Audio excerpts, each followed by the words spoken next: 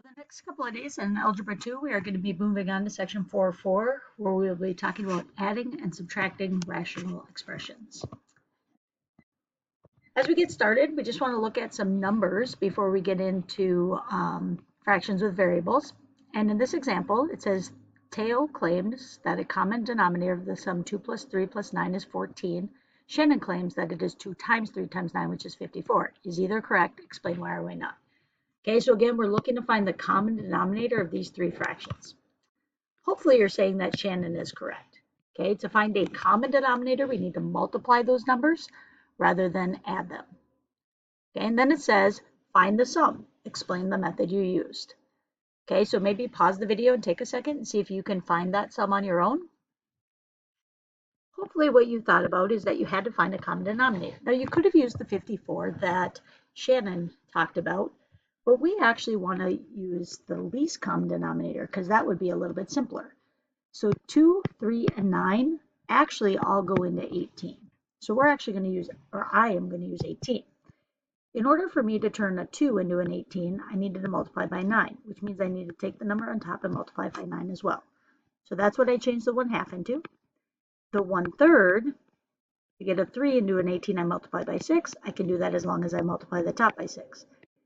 And the 1/9, I multiply 9 by 2, so I multiply the top by 2. Now again, the idea of finding a common denominator in a fraction is that we are creating something where we're just multiplying by 1. So we can continue to multiply the fractions by whatever we want as long as it's equal to 1, because then it virtually doesn't change anything. So that first fraction gives me 9/18 plus 6/18 plus 2/18. And now once a fraction has a common denominator, or once you're adding fractions or subtracting that has a common denominator, we rewrite it as a single fraction where that 18 is a denominator, but then we add up the tops. So on top I would do 9 plus 6 plus 2, 17/18. Okay, so the construct arguments, Timothy states that the quickest way to find the sum of two fractions with unlike denominators is to multiply their denominators to find a common denominator. Do you agree? Okay, so that would be what Shannon did. She just multiplied them all together and got 54. But I do not agree because, as you can see, I actually used a smaller common denominator. So I found the least common denominator because that's the most efficient way to add fractions. So now that we've reviewed the general idea of adding fractions and the idea with numbers of finding common denominators, let's look at things that get a little more complex. Before we start, though, we're going to start with the simplest case scenario. And that is we're going to add rational expressions that already have the common denominators. So what we just talked about, this first example, 1/5 plus 3/5, remember, they have the same denominator, I just bring it over, and then I add the top. So I get 4/5. The second example, they both have x plus 4, so I don't need to do any work to find a common denominator, and then I add the tops. X plus 5 over x plus 4 would be my final answer. Now this next one is a little bit different, okay? At first glance, they're not exactly the same, but if I distribute this through, I get x squared plus 3x, which is in fact the same.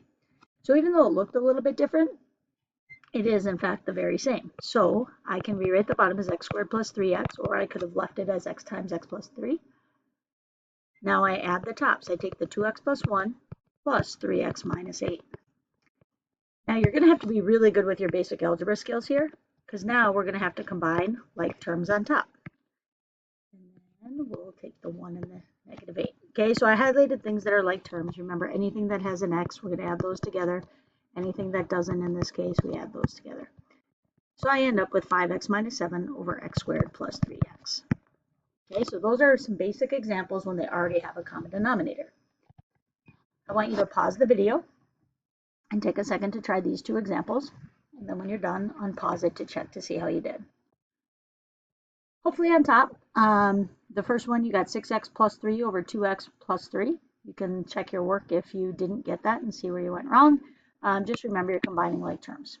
Second one, you should have gotten 4x minus 26 over x plus 5. Okay, so that's if they already have a common denominator. If they don't already have a common denominator, then we actually have to find one. And in order to do that, we have to be able to take different polynomials and find what's called the least common multiple of them. Again, we don't just want to find a common denominator. In the end, we're going to want to find the least common denominator. And we do that by taking the two denominators and finding this thing called the least common multiple.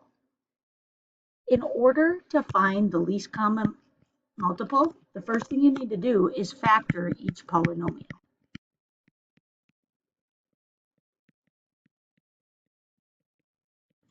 So in this example, when I have x plus 2 squared, you could leave it like that, but I'm going to write it out as x plus 2 times x plus 2 for now. Okay, x squared plus 5x plus 6, I'm looking for two things that multiply to get to 6 and add to get to 5. Okay, so you could set up your table, but hopefully you're getting more efficient at this when the leading coefficient is 1. This one does factor as x plus 3 times x plus 2. Okay, so you want to put them in factored form, and then you're going to find the least common multiple. And the least common multiple is the product of the factors. Okay, but there's one thing you need to be careful of. Duplicate factors, so if there's more than one of something, are raised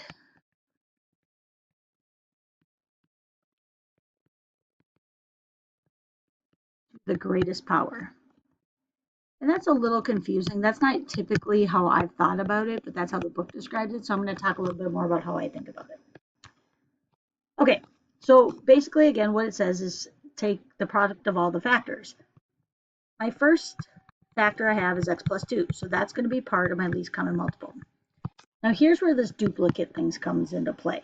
If we are in the same polynomial, this is how I think about it. I'm in the same polynomial, x plus 2 squared, and I have the same factor. If it's the same factor in the same polynomial, I do have to include it again. Oh, that's supposed to be a 2.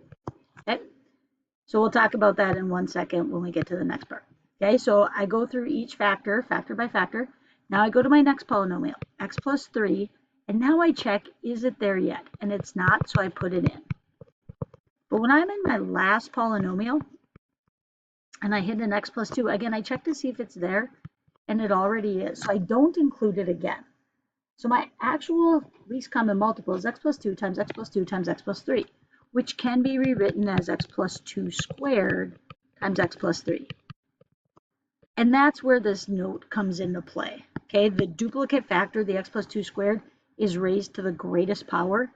It was raised to the second power in one of my factors, so that's why it's x plus 2 squared.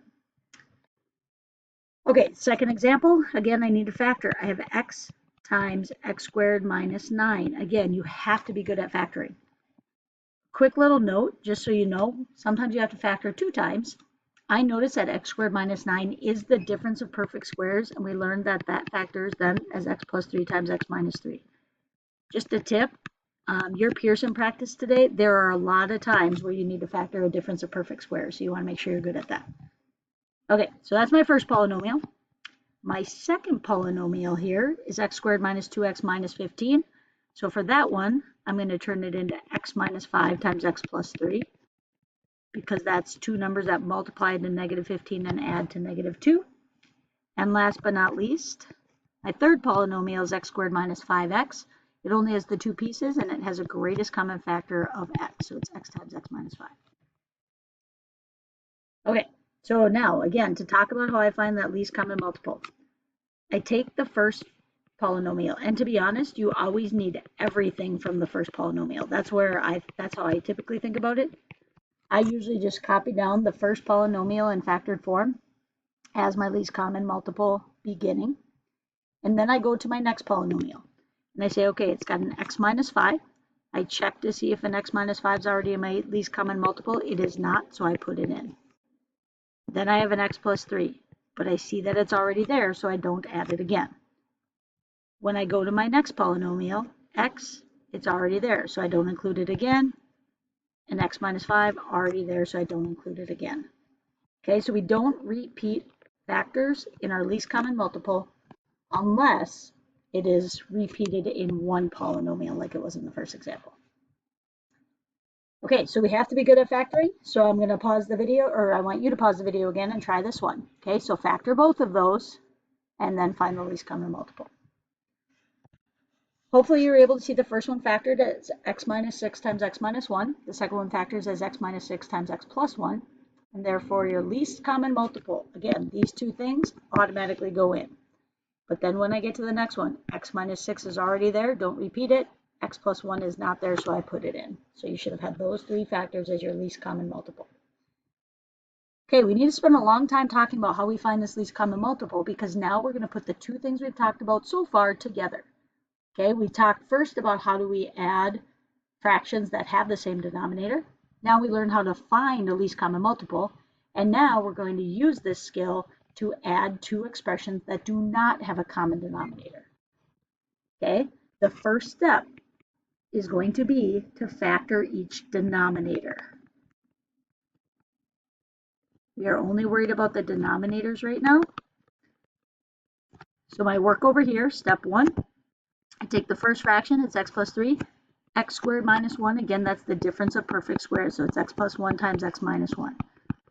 Now it's asking me to find the sum, which means I'm going to add these together. So plus 2 over, and now I need to factor x squared minus 3x plus 2, which is x plus, oh, that's not true, x minus 2 times x minus 1.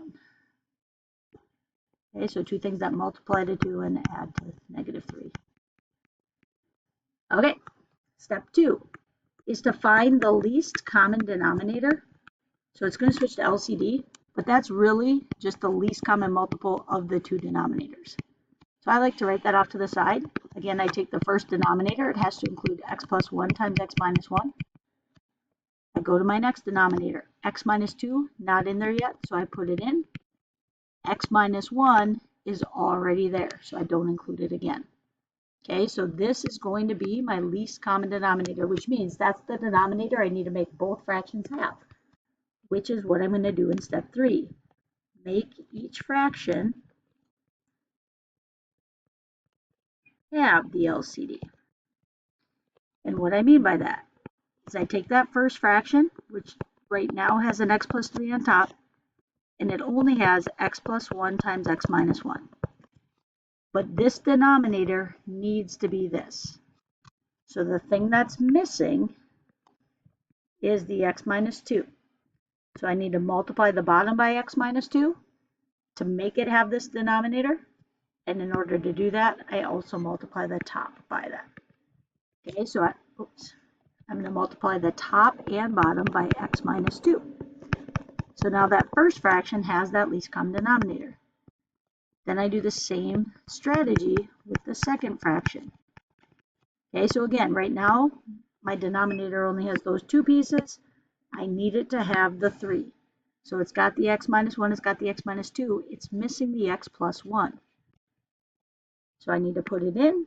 I do that by multiplying the top and bottom by x plus 1. Okay, so now I've completed step 3, where I make each fraction have the LCD.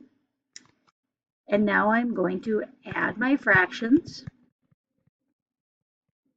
Okay, sometimes I combine some of step 3, 4, and 5.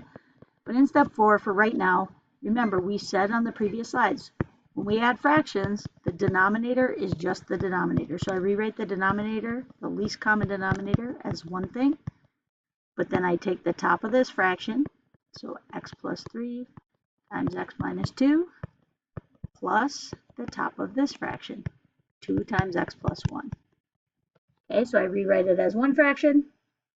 Step 5 is to simplify the numerator. So sometimes, like I said, when I am adding the fractions, I'll do some of my simplifying when I move it, and I'll show you that later. This is a binomial times a binomial, so I would do x squared minus 2x plus 3x gives me plus x minus 6. And then this one, I just distribute the 2, so plus 2x plus 2. Okay, and then I've got over x plus 1 times x minus 1 times x minus 2. Now again, we have to combine like terms. There's only one x squared, so I do x squared. X plus 2x is plus 3x. Minus 4 is on top. And then I still have that least common denominator on the bottom.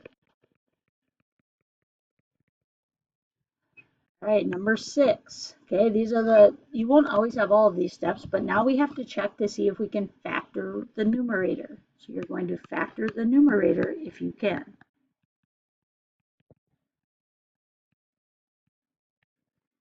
Okay, so this is number 6. X squared plus 3x minus 4 is x plus 4 times x minus 1. So I factor it. Because now we're going to go back to what we learned last section. Now we are going to simplify the fraction by canceling things out that are the same on the bottom, top and bottom. Simplify fraction and include domain restrictions. Because remember, when we start canceling things out, we need to include that. So again, this is review of the last section. So I can see that there's an x minus 1 on top and bottom. So those cancel out. So my final answer is an x plus 4 on top over x plus 1 times x minus 2. And we can just leave the bottom in factored form. But remember, the domain is x can't be negative 1 for that first factor. Don't forget, it couldn't be 1 because I canceled out a factor on the bottom and 2. Okay, so my final answer is that. All right, that's a lot for one problem, but again, we need to make sure we have those steps. So make sure you have those steps down. Let's do one more together. Okay, so when I find the sum, I factor the denominators first. 2x over 3x plus 4, nothing factors there. I'm going to add it. Again, I'm not worrying about the numerators right now, so I'm just going to leave 4x squared minus 11x minus 12 on top. Now, this denominator does factor, but this is the case where a isn't 1. This is worst case scenario when we're factoring. So this time I'm going to use my table, multiply to the negative 24, so 6 times negative 4, and we are going to add to 5. So I need a positive and a negative number that adds to 5. My factor pairs are 1 and 24, 2 and 12, 3 and 8. I stop there because I know the difference of those is 5, so I need a negative 3 and a positive 8. Remember, the second step, once you have an a that's not 1, after you figure out your pair, you need the table. The 6x squared goes in the upper left, the minus 4 goes in the lower right. This is my negative 3x and 8x. That's what I found in the table. Take out my greatest common factor of every row and every column. And I'm going very fast through this because, again, this is review. And then these are how that bottom factors. So the bottom factors as 3x plus 4 times 2x minus 1.